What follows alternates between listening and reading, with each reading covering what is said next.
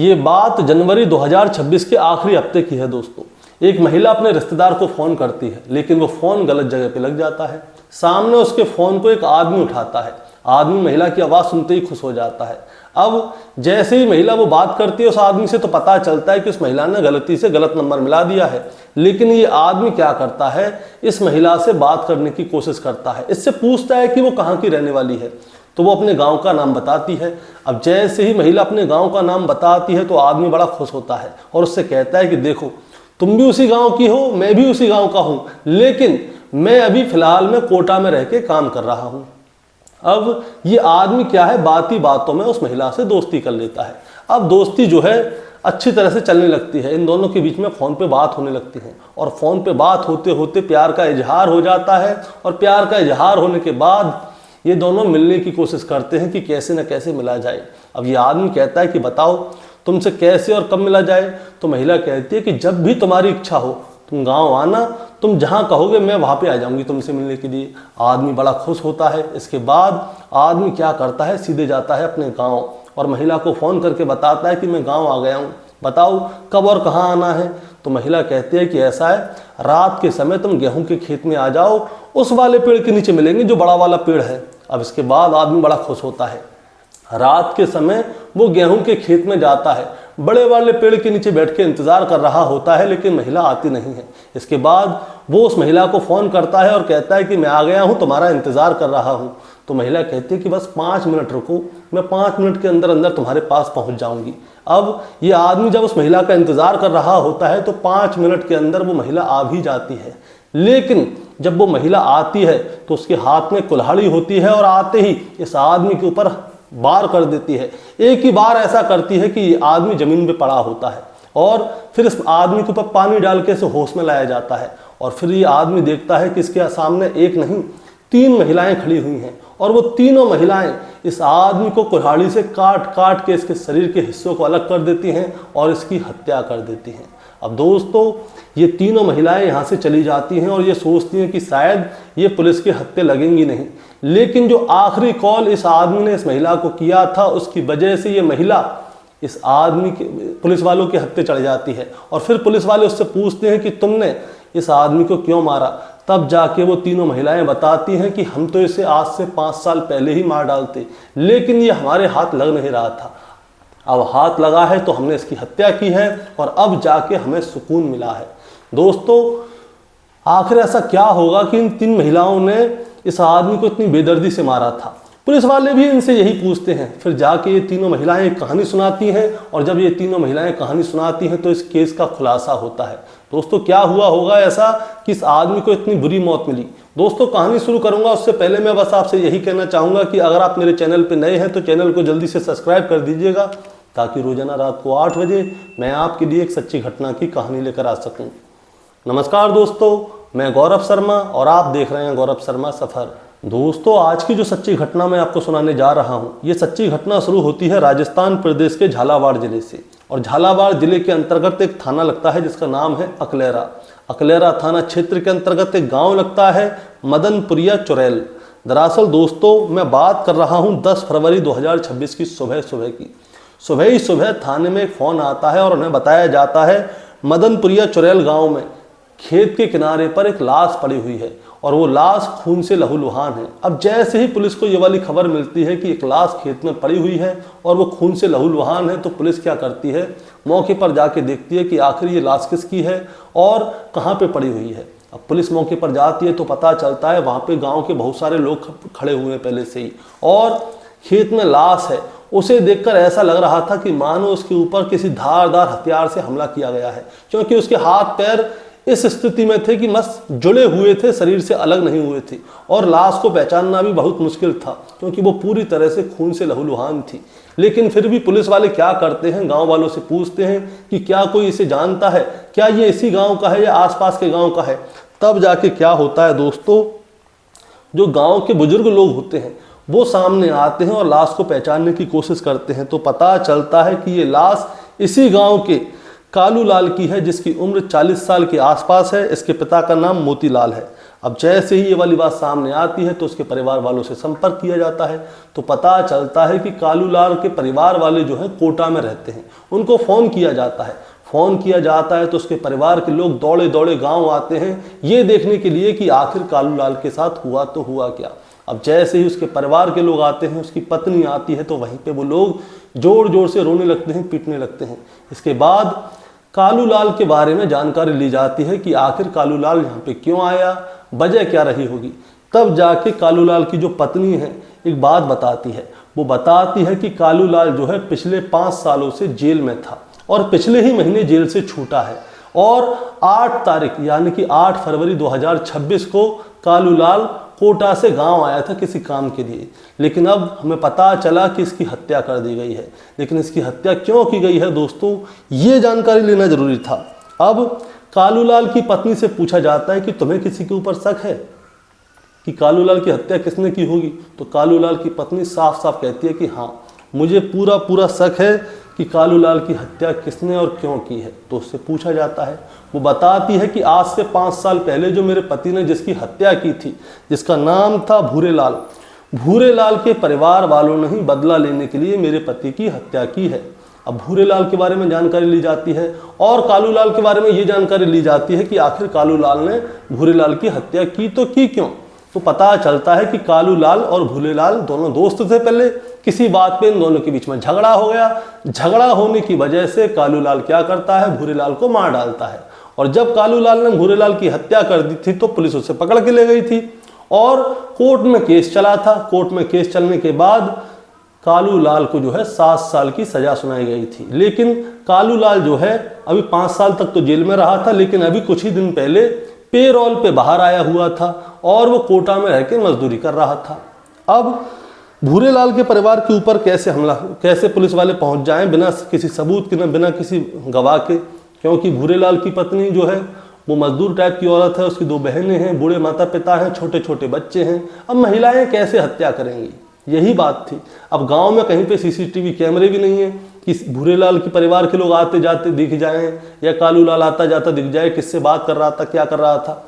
इसी बीच में पुलिस वाले क्या करते हैं, कालूलाल की CDR निकलवाते हैं, कॉल डिटेल्ड रिपोर्ट, और ये देखते हैं कि आखिरी बार कालूलाल ने किससे फ़ोन पे बात की थी, और जिससे फ़ोन पे बात की थी वो कालूलाल की हत्या के समय पे कहाँ था। अब इसके बाद जैसे ही कालूलाल के फ़ोन की डिटेल निकाली जाती है तो कालूलाल के कॉल रिकॉर्ड में एक नंबर सामने आता है और वो नंबर होता है प्रेमाबाई का। अब ये प्रेमाबाई कौन है इसके बारे में जानकारी ली जाती है और सीधे पुलिस वाले क्या करते हैं, प्रेमाबाई के घर पे पहुंच जाते हैं। पुलिस वाले प्रेमाबाई के घर पे पहुंचते हैं तो उससे बातचीत होती है और उससे पूछा जाता है कि तुम कालूलाल को कैसे जानती हो, क्योंकि जिस समय पे कालूलाल ने आखिरी बार फ़ोन पे बात की थी वो तुमसे ही की थी और तुम्हारा फ़ोन भी उसकी हत्या के समय वहीं पे मौजूद था। प्रेमाबाई को पुलिस ने गिरफ्तार कर लिया। अब उससे पूछताछ होती है और जब उससे पूछताछ होती है तो पता चलता है कि प्रेमाबाई जो है वो भूरेलाल की बहन है, जिसकी हत्या कालूलाल ने की थी आज से 5 साल पहले। अब जैसे ही ये वाला मामला सामने आता है तो पुलिस वाले समझ जाते हैं कि भूरेलाल के परिवार वालों ने ही कालूलाल की हत्या की है। अब प्रेमाबाई के साथ थोड़ी सख्ती बरती जाती है और उससे पूछा जाता है। पहले तो प्रेमाबाई जो है बातों को बदल रही थी, लेकिन बाद में प्रेमाबाई जो है पूरी कहानी शुरू से लेकर आखिर तक सुना देती है पुलिस को और प्रेमाबाई जो है पुलिस के सामने टूट जाती है। वो बताती है कि मैंने अकेले ने कालूलाल की हत्या नहीं की, मेरे साथ में मेरी भाभी और मेरी बहन भी शामिल थी और मेरा एक चाचा भी शामिल था। अब इसके बाद उसकी भाभी जिसका नाम है कालीबाई, उसकी बहन केदारबाई, इन दोनों को भी गिरफ्तार किया जाता है और उनका एक चाचा है जिसका नाम है हीरालाल, उसको भी गिरफ्तार करने के लिए जब पुलिस पहुंचती है तो पता चलता है कि हीरालाल तो गांव से गायब है ही नहीं। अब पुलिस उसे ढूंढ रही है, लेकिन कालूलाल की पत्नी कालीबाई, उसकी बहन प्रेमाबाई और उसकी बहन केदारबाई, इन तीनों को पुलिस ने गिरफ्तार कर लिया।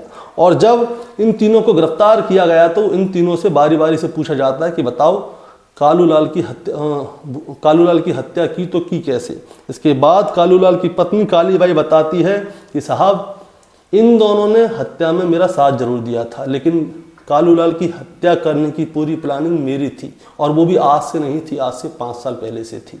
अब पुलिस वाले उससे पूछते हैं कि बात क्या रही होगी ये बताओ।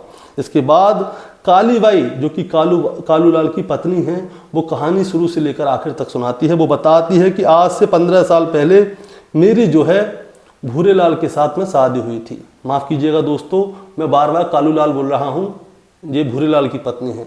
आज से 15 साल पहले मेरी भूरेलाल के साथ में शादी हुई थी। शादी के बाद 2 बच्चे हुए थे, जिनमें से एक की उम्र आज के समय पे 10 साल है और दूसरे की उम्र आज के समय 13 साल है। दोनों बेटे हैं।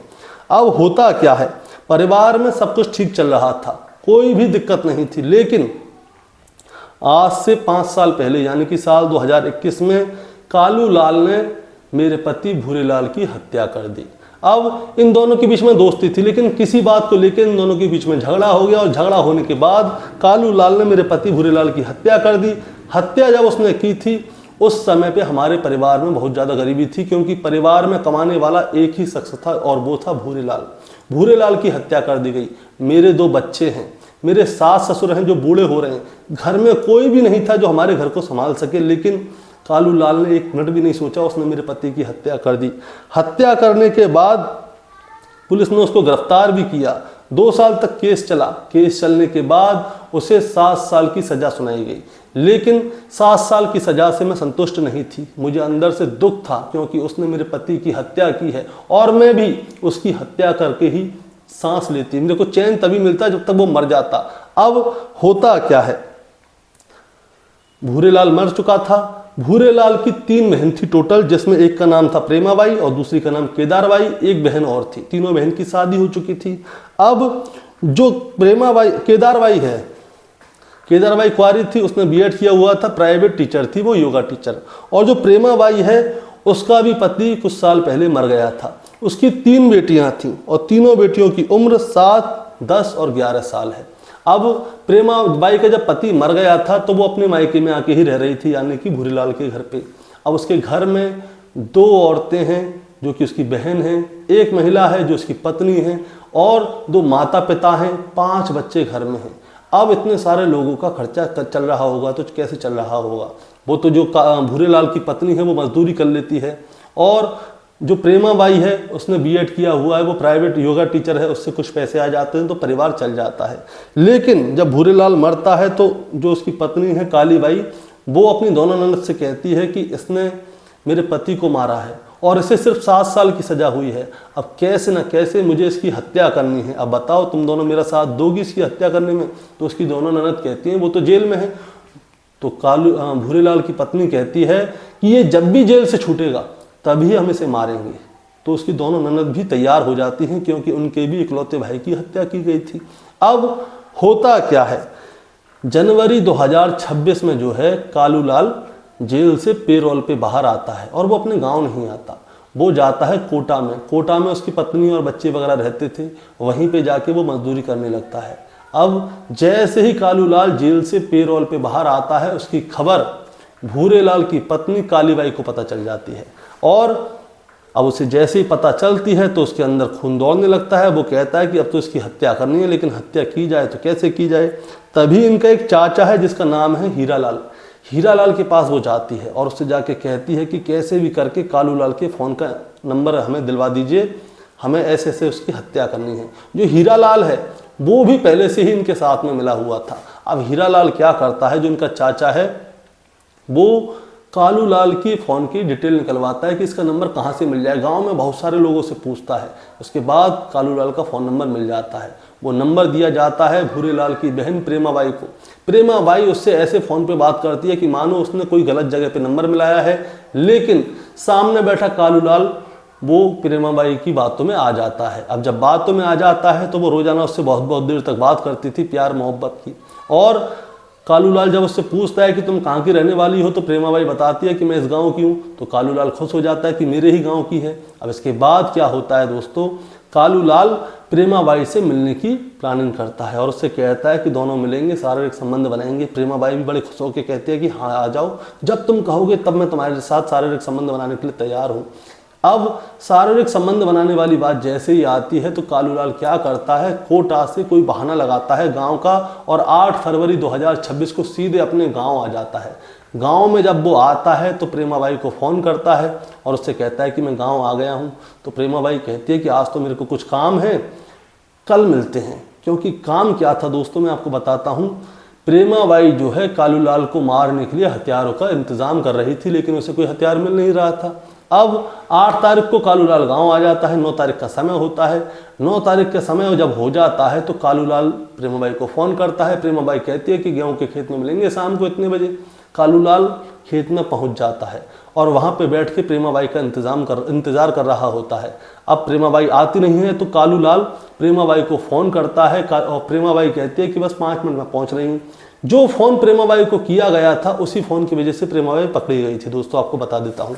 अब कालूलाल खेत में बैठा होता है पेड़ के नीचे और इंतज़ार कर रहा होता है। तभी प्रेमाबाई वहाँ पे आ जाती है। कालूलाल उसे देखकर बड़ा खुश होता है, लेकिन उसे ये नहीं पता था कि कालूलाल के पीछे से प्रेमाबाई की बहन केदारबाई, उसकी भाभी जो कि भूरेलाल की पत्नी है कालीबाई, और उसका चाचा हीरालाल, ये तीनों चारों लोग खड़े हुए हैं। अब जो कालूलाल है प्रेमाबाई के पास जैसे ही जाता है तो ये सब लोग क्या करते हैं, कालूलाल के ऊपर कुल्हाड़ियों से हमला कर देते हैं।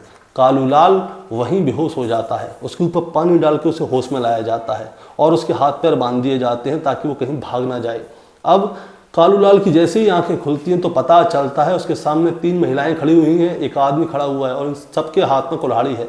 और उसके बाद ये बारी बारी से उसके ऊपर हमला करते हैं, उसे तड़पाते हैं, मारते नहीं हैं, तड़पाते हैं और तड़पा तड़पा के मारते हैं। और इसके बाद ये सब लोग अपने घर चले जाते हैं और वहाँ पे जाके चैन की सांस लेते हैं। ये सोचते हैं कि कभी पकड़े नहीं जाएंगे, लेकिन जो कालूलाल ने आखिरी फ़ोन प्रेमाबाई को किया था उसी की वजह से वो पकड़े गए। अब दोस्तों 8 फरवरी को कालूलाल गांव पहुंचा था, 9 फरवरी को कालूलाल की हत्या की गई थी और 10 फरवरी को कालूलाल की लाश मिली थी। और 2 दिन या 2.5 दिन के अंदर अंदर कातिल जो है पुलिस के सामने आ गए थे। अब इस समय पे कालीबाई, केदारबाई और प्रेमाबाई, इन तीनों को गिरफ्तार कर लिया गया है और जो हीरालाल है वो अभी फरार है। दोस्तों अब इन तीनों को 3 दिन की रिमांड पे भी पुलिस ने ले लिया है और हीरालाल के बारे में जानकारी ले रहे हैं। लेकिन दोस्तों आपको इस कहानी को सुनाने का मतलब आपको परेशान करना है, विचलित करना बिल्कुल नहीं है, बस आपको बताना है और जताना है। अब उस समय पे क्या हुआ होगा 5 साल पहले, उसके बारे में तो हमें जानकारी नहीं है कि कालूलाल ने भूरालाल की हत्या क्यों की। लेकिन इसके बाद में जो उसकी पत्नी है वो बदला लेने के लिए बैठी हुई थी और उसने बदला ले भी लिया 5 साल के अंदर अंदर। लेकिन दोस्तों आपको एक बात बता देता हूँ, जिस समय पे भूरालाल मरा था उस समय पे इनकी घर की स्थिति खराब हो गई थी, क्योंकि कमाने वाला एक ही आदमी था। घर में 5 बच्चे हैं, 2 बहन हैं, 1 पत्नी है, बूढ़े माँ बाप हैं, इन सबका खर्चा चलाना था। और इन सबका खर्चा कौन चला रहा था? एक तो प्रेमाबाई जिसने B.Ed किया हुआ था, प्राइवेट योगा टीचर थी, उसके जरिए पैसे आते थे। भूरेलाल की पत्नी कालीबाई वो मजदूरी करके पैसे लाती थी। इसकी वजह से 5 बच्चों का जीवन चल रहा था, बूढ़े माँ बाप और ये सब अपनी ज़िंदगी जी रहे थे। लेकिन आज इन लोगों ने कालूलाल की हत्या कर दी है और जो जो लोग घर में कमाने वाले थे वो सब के सब अब जेल में चले गए हैं। घर में 5 बच्चे हैं जिनकी उम्र 7 साल से लेकर 13 साल तक के बीच में है। बूढ़े माँ बाप हैं, अब इनके बच्चों को कौन पालेगा पोसेगा? उनके खाने पीने का इंतज़ाम कहाँ से होगा? जो बूढ़े माँ बाप हैं उनका इंतज़ाम कहाँ से होगा? कभी कभी क्या होता है, बदले लेने की जिद में आदमी बहुत गलत कर बैठता है और जब उसका परिणाम भुगतना पड़ता है ना, तब उसको पता चलती है कि मेरे साथ साथ मेरे परिवार वालों को भी इस चक्की में पिसना पड़ा है। जिस तरह से प्रेमाबाई, कालीबाई और केदारबाई के परिवार वालों को पिसना पड़ेगा। ये तीनों जेल में गई, अब इनके बच्चे और माता पिता उनके साथ क्या होगा? और हीरालाल है वो घर से गायब है। दोस्तों आपका क्या कहना है इस कहानी के बारे में, आप जरा हमें कमेंट में बताएं। चैनल पे नए हैं तो सब्सक्राइब करके जाएं ताकि रोजाना रात को 8 बजे मैं आपके लिए एक सच्ची घटना की कहानी लेकर आ सकूं। नमस्कार।